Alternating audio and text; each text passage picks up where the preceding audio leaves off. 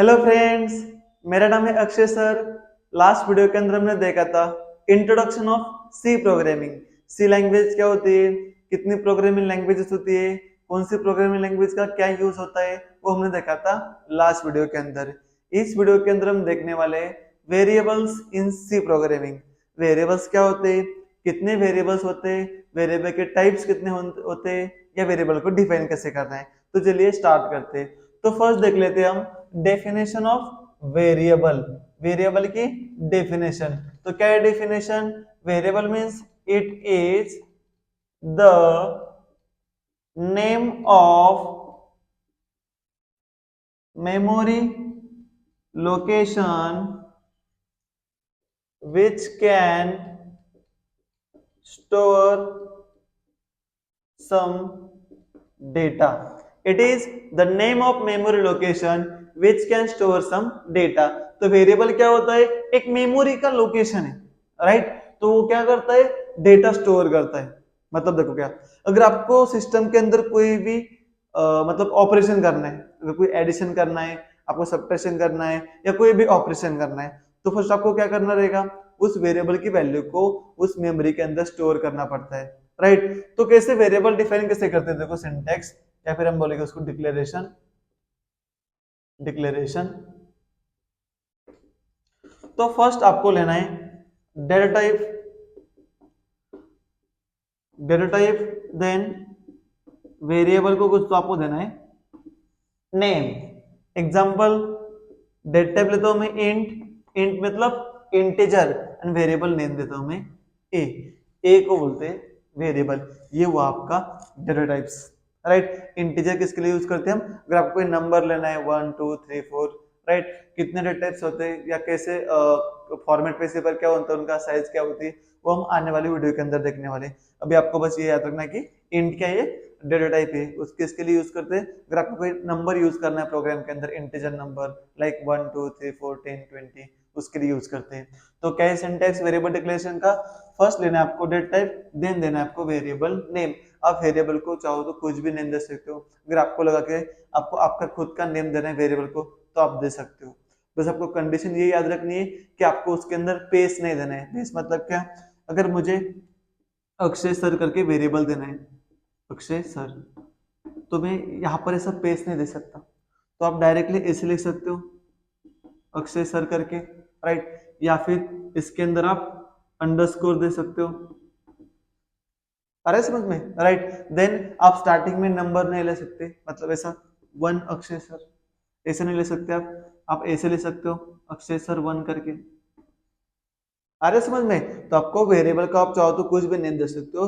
बस आपको याद क्या रखना है, वेरिएबल नेम के अंदर आपको स्पेस नहीं चाहिए, और स्टार्टिंग में डिजिट या फिर स्पेशल सिंबल नहीं चाहिए, राइट? ये आपका हुआ वेरिएबल डिक्लेरेशन।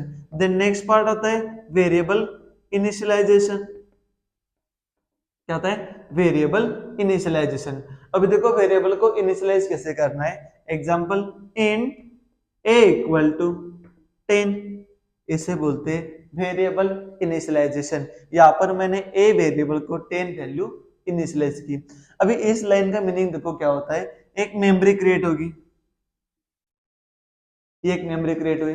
अभी मेमोरी कितनी बाइट की रहेगी, राइट? तो डिपेंड किस पे करता है? उसके डेटा टाइप्स के।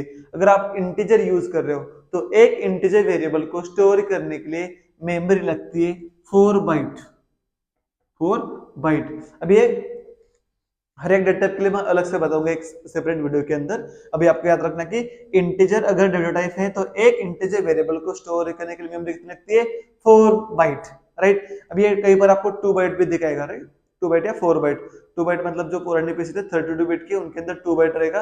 अभी जो नए कंपाइलर्स या नए जो भी सिस्टम आ रहे हैं, उनके अंदर 4 बाइट मेमोरी लगती है, राइट? तो इंट ए इक्वल टू मैंने 10 लिया है, तो इसका मीनिंग क्या होगा? एक मेमोरी क्रिएट होगी और उसके अंदर आपका 10 स्टोर होगा। तो आपको जब भी 10 को एक्सेस करना है, तो हम एक्सेस किससे करेंगे? ए से एक्सेस करेंगे। अगर मैं प्रिंट करता हूं प्रिंट ए, तो ए के अंदर जो भी वैल्यू रहेगी, वो वैल्यू क्या होगी? हमारी प्रिंट होगी। तो हम वेरिएबल किसके लिए यूज करते हैं? वेरिएबल हम यूज करते हैं डेटा स्टोर करने के लिए। और वेरिएबल क्या रहता है? जहां पर हम डेटा स्टोर कर रहे हैं, उसका क्या होता है? मेमोरी लोकेशन होता है, राइट? जैसे हम जहां से हम उस डेटा को एक्सेस कर सकते हैं, राइट। तो ये आपका हुआ वेरिएबल डिक्लेरेशन, ये हुआ आपका वेरिएबल इनिशियलाइजेशन, राइट। अभी हम दो टाइप, अगर हम दो लाइन भी लिख सकते हैं ऐसा, int A and next line के अंदर ए इक्वल टू 10, ये वेरिएबल डिक्लेरेशन और ये इनिशियलाइजेशन, आप ऐसे भी लिख सकते हो, ठीक है। अभी नेक्स्ट देखते हैं कि वेरिएबल के टाइप्स कितने रहते हैं, टाइप्स ऑफ वेरिएबल्स। अभी देखो, अगर आप कई बार ऑनलाइन पे देखते हो तो कहीं पर आपका 3 टाइप दिखाएगा, कहीं पर 4, कोई 5 भी दिखाएगा, राइट। ये डिपेंड करता है, लेकिन अगर आप मेनली देखते हो मेन टाइप्स, राइट, जो भी आपको याद रखना है, जो बहुत इंपॉर्टेंट से टाइप्स ऑफ वेरिएबल्स जो हम ज्यादातर प्रोग्राम्स के अंदर यूज करते हैं, मैं आपको वही बताने वाला हूँ। तो मेनली 3 टाइप्स रहते हैं वेरिएबल के। पहला टाइप आता है आपका लोकल वेरिएबल, सेकेंड टाइप आता है आपका ग्लोबल वेरिएबल, और थर्ड टाइप आता है आपका स्टैटिक वेरिएबल। कौन कौन से वेरिएबल है? First type local, second global, और थर्ड आता है आपका स्टैटिक वेरिएबल। अभी लोकल वेरिएबल किसे कहते हैं? अगर कोई वेरिएबल, राइट, अगर कोई वेरिएबल फंक्शन के बॉडी के अंदर डिफाइन है, वही फंक्शन क्या होता है, राइट। फंक्शन मतलब क्या होता है? It is a block of code which is used to perform a specific task. अगर आपको पर्टिकुलर टास्क परफॉर्म करना है तो उसके लिए हम एक फंक्शन यूज करते हैं, ठीक है। ये हमें आने वाले वीडियो के अंदर बताने वाला हूं। आपको बस अभी याद रखना है कि लोकल मतलब क्या? जो वेरिएबल फंक्शन के बॉडी के अंदर डिफाइन किया हुआ है, राइट, उसे बोलते हैं लोकल वेरिएबल। अगर कोई वेरिएबल लोकल वेरिएबल है तो उस वेरिएबल को हम बस उस फंक्शन के बॉडी के अंदर ही यूज कर सकते हैं, उस फंक्शन की बॉडी के बाहर नहीं। मतलब कैसे? एग्जांपल, अगर एक फंक्शन लेता हूं मैं void एक सब नाम का फंक्शन, मान लो, ओपन कर लो ब्रैकेट, क्लोज कर लो ब्रैकेट, यहाँ पर एक फंक्शन लिया मैंने a इक्वल टू 10, सॉरी एक वेरिएबल लिया मैंने इंट a इक्वल टू 10। तो a क्या आपका वेरिएबल है, कहां पर डिफाइन है वो? फंक्शन के बॉडी के अंदर डिफाइन है, तो इस वेरिएबल को बोलते हैं लोकल वेरिएबल। ये क्या हुआ अपना? ये अपना क्या हुआ? Local variable. अगर कोई वेरिएबल फंक्शन के बॉडी के अंदर डिफाइन है तो लोकल वेरिएबल। अगर और उस वेरिएबल को हम बस फंक्शन के बॉडी के अंदर ही यूज कर सकते हैं। अगर मैं यहाँ पर बाहर प्रिंट करता हूँ प्रिंट ए, तो यहाँ पर वो एरर शो करेगा, लेकिन अगर मैं इस वेरिएबल को उस फंक्शन के बॉडी के अंदर डिफाइन करता हूँ तो उसका आउटपुट देगा, ठीक है। तो ये आपका first type. Then second type आता है आपका ग्लोबल वेरिएबल। ग्लोबल मतलब क्या? जो वेरिएबल फंक्शन के बॉडी के बाहर डिफाइन किया रहता है। एग्जाम्पल इसे इंट ए इक्वल टू 10, इसे बोलते हैं ग्लोबल।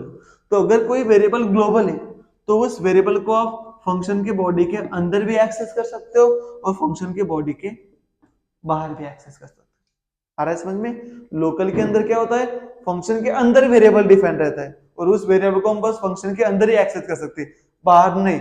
लेकिन अगर कोई वेरिएबल ग्लोबल वेरिएबल है, राइट, तो उस वेरिएबल को हम फंक्शन के अंदर भी डिफाइन कर सकते हैं, सॉरी, फंक्शन के अंदर भी एक्सेस कर सकते हैं और फंक्शन के बाहर भी एक्सेस करते हैं, उसे बोलते हैं ग्लोबल वेरिएबल। ये आपका है ग्लोबल वेरिएबल, राइट। और लास्ट टाइप आता है आपका स्टैटिक वेरिएबल। अब स्टैटिक क्या रहता है?